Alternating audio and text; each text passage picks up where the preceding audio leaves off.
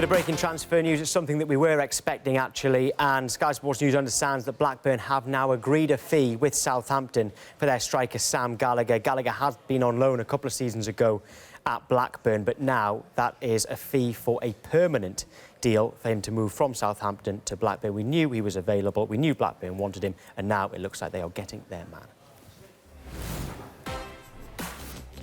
Sheffield Wednesday fans, how are you feeling this morning? Suddenly, it has turned into a big summer for your team. Get in touch with us. Use the hashtag #TransferTalk.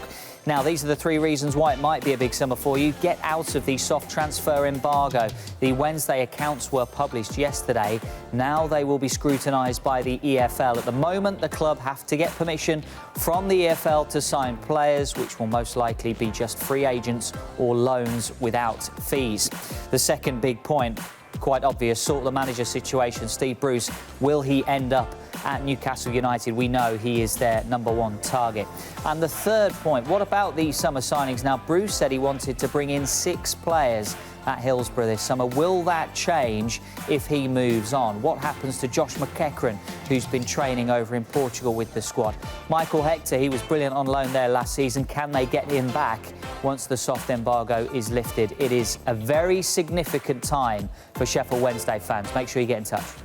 Dave, you're absolutely right. And just with this soft embargo, I think it's something that we need to explain exactly what it is, because some people don't know, and I think some people involved in clubs do find it hard to get their head round. So, Anton, help us. Yeah, it's an interesting one. So basically, the EFL haven't seen, well, they've only just got hold of Sheffield Wednesday's account, so they don't know sort of the financial state of the club. Therefore, they've taken control and said, look, we have to ratify any signing that you make. So if you want to spend money on a player, so any deal that includes a transfer fee, a big signing-on fee, a big loan fee, they're almost likely to say no. You're not having that. So, which means, basically, Sheffield Wednesday are going to have to rely on free transfers and very cheap loan deals to get through the door, to be signed off by the EFL. They sign off on every transfer because they're trying to make sure the club is acting financially responsible.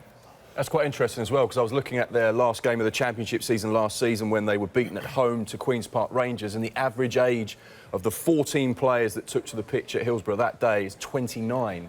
And when I spoke to Steve Bruce after the game in the post-match interview, he said to me he wanted to try and lower the average age of the squad, and that meant bringing in some youngsters. Right, well, I tell you what, tweets are coming in from the Sheffield Wednesday fans. I'll come to you in a moment, Michael, about the managerial situation, because Ben Sampson says, honestly, just gutted. It was all going well. Now just looks like it's going downhill. Charlie B says, who is the expected replacement for Steve Bruce if he leaves? We'll get into some possible names as well. Daniel Barton says, Steve Bruce has burned his bridges at Hillsborough. The sooner he goes, the better. And let's move on. OK, so, Michael, over the course of this Steve Bruce news, who, by the way, is at Sheffield Wednesday today. All right, yeah. He isn't on his way to Newcastle just yet, physically. And a lot of people have been getting in touch, and I know Chris Hughton's name has been mentioned as someone the fans have suggested, by the way, not us or any Sky sources or anything. Is that the type of manager they need? He's discussed with if Bruce goes. If he goes, he's taking training today, of course, but look, it does look as if he will eventually become Newcastle United manager, all things being considered. Look, Sheffield Wednesday is a big club, a good club, great ground. You watch any Premier League years, Sheffield Wednesday were the Premier League team, but the problem for them now is they're seeing their bitter rivals in the Premier League this season, and no one really expected Chris Wilder, Sheffield United, to have such a good season last season.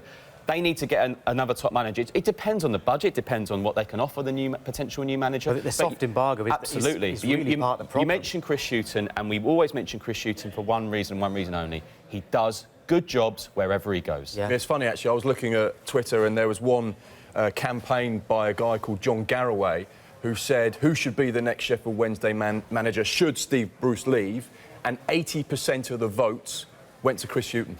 OK. That's interesting. That's a landslide. That is interesting. Well, I mean, they've tried a few things, Sheffield Wednesday, haven't they? Carlos Carvalhal did very well. Just Lahukai, eventually it tailed off for him, and then they went down the kind of experience in English football route in Steve Bruce, and it seems, from what we're hearing, that the fans were very happy with that. So I guess Chris Hughton, that would continue that, JD. It looks like that is the type of manager that has worked so far. Yeah, a man of wealth of experience in terms of both in the Championship and in the Premier League. He knows exactly what he can do with his squad. He'll be very quick to analyse that squad and know what he needs to bring in as well, especially with this embargo over their heads. He would have certain targets in the free transfer market and also in the loan market that maybe he would identify if he was the man to take over that role. But at the same time, they have a solid base to work off. 12th in the Championship last year, a very solid season. The only thing, Bridgie, as you said, is that the negative aspect of that season, probably overall as a whole, is probably just watching their rivals go up. Yeah. That's really what's... It's hard for any club, that, isn't it? That's really what's grating on them more than anything else. Yeah. It's not necessarily how their season's gone, because the Championship is highly competitive. Oh, it's tough. And to finish with 60-odd points and in mid-table be comfortable, that's an overall good season. Okay, it's just watching the rivals. We're going to move on to Arsenal. Just two more tweets to bring you from Sheffield Wednesday fans that stood out to me. Pete Cawthon, I hope Bruce stays. Looking unlikely. Chris Hughton would be the ideal replacement. And Tom, who is a Sheffield Wednesday fan, says, in my opinion, has to be either Hughton or Ranieri. Proven pedigree. OK. Right, let's go on to Arsenal then. And it has been some week for them because Wilfried Zaha continues to be linked with a move to Arsenal, and with Ivory Coast now out of the Africa Cup of Nations, could this mean a deal can be finalised quicker? Michael, what do you know?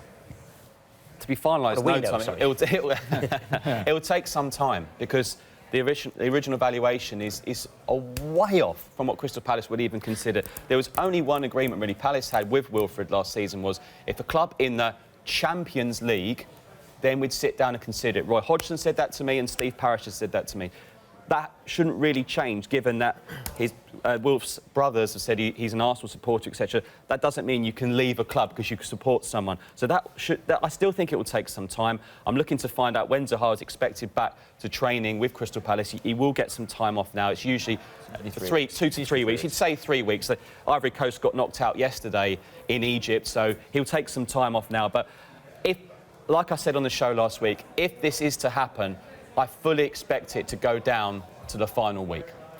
I just think you make such an interesting point there. The aspect that we're kind of forgetting, the factor is, it's that break that he's going to have. He's not going to be in and around his teammates. He's not going to be, apart from obviously his personal relationships, he's not going to be in the training field every day. So being away from the club is that thinking time. And that thinking time, as we're seeing, the people closest to him are probably advocating and talking for him in terms of his move, wanting to move to Arsenal. So taking that all into consideration, being away from the football club in this moment in time, it might accelerate the pace in which this actual move, if it does happen, happens at.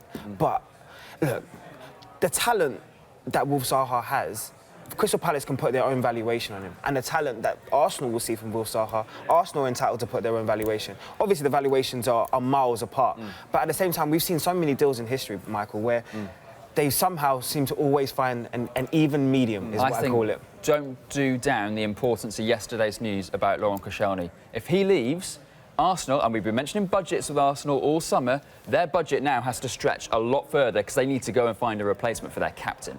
So does that dip into the funds they would have wanted to spend on Wilfried Zaha? If they have a limited budget, I think genuinely this has a knock-on effect on the Wilfried Zaha. I just wonder how much Arsenal really want Zaha, because you ask so many supporters, and we've done that on Sky Sports News as well, it's the back four, back four, back four, and even to replace Ramsey. Arsenal are excellent going forward. I just wonder how much of a key player he could be in the summer to sign. I just don't think the ramifications from Koscielny, whether he leaves this summer or stays at the club, will have an effect on the Zaha deal whatsoever. I genuinely don't, because Koscielny only played 17 games last year. So that means the majority of the season, Arsenal fans and Arsenal as a squad were used to playing without their captain. I think the ramifications will happen personally within the changing rooms, but I don't think on a financial standpoint, I don't think it will affect him. I think Emery will probably look at the centre-backs that he has left and turn around and say, look, it's time for maybe a Mavropanos or Callum Chambers to step up in place of their captain if he does decide to leave. Anthony Buckby on Twitter, an Arsenal fan, actually says that Koscielny can go and just get Gary Cahill in for free. And there's another leader there saying if they are lacking leadership, just bring one in. Do you know, Tom, that's a great tweet. It's a fair shout. It's a good tweet, that, because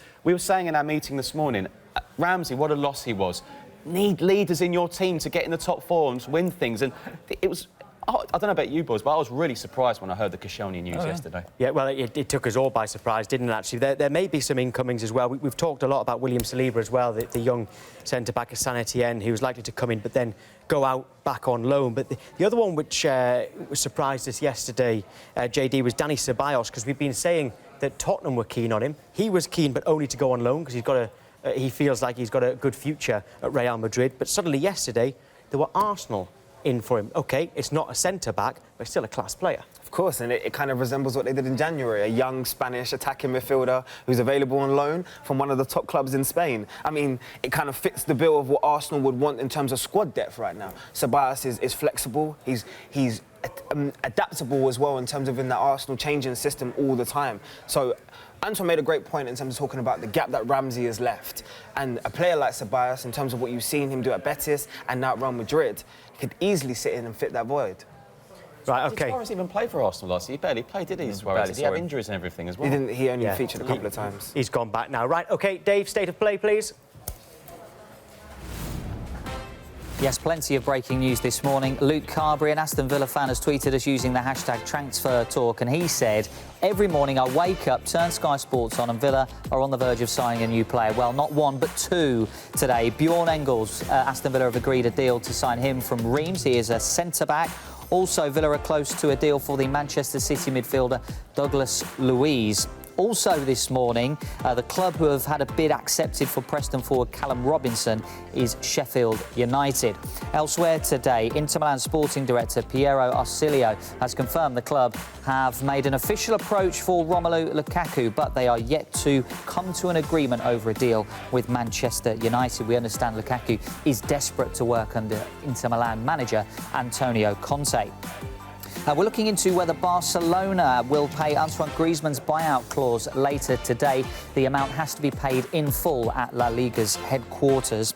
And Tom Treble has committed his future to Norwich, signing a new contract until June 2022. That is with the option of a further year.